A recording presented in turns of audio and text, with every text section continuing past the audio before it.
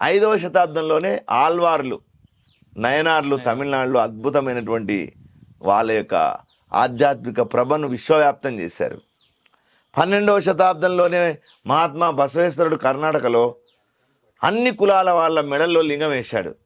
అక్కమహాదేవి, చిన్న బసవేశ్వరుడు, అల్లమ ప్రభు, గానద కన్నప్ప, మడివాలు మాచయ్య, మేదర కక్కయ్య, అన్ని కులాల వాళ్ళు ఉన్నారు. ఇప్పుడు నేను చెప్పిన పేర్లలో 60 మంది లిస్ట్ ఉన్నది. అది ఒక అనుభవ మండపం అని ఒక అసెంబ్లీ లాంటిది పెట్టుకొని దాంట్లో అన్ని కులాల వాళ్ళను పెట్టుకొని ఆయన చర్చలు చేశాడు. ఆయన మడివాలు మాచ, ఇప్పటికి మీరు రజకుల్లో గోత్రం ఉంటుంది, మడేలు గోత్రం అంటారు వాళ్ళు.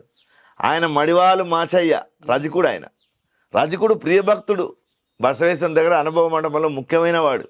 మాదిగ హరలయ్య, కిన్నెర బ్రహ్మయ్య, గానద కన్నప్ప, ఆడవాళ్ళకు లేదంటారు 12వ శతాబ్దంలోనే అక్కమహాదేవి, అలమ ప్రభు, చిన్న బసవేశ్వరుడు, వీళ్ళందరినీ 12వ శతాబ్దంలో బసవేశ్వరుడు కూర్చోబెట్టుకున్నాడు.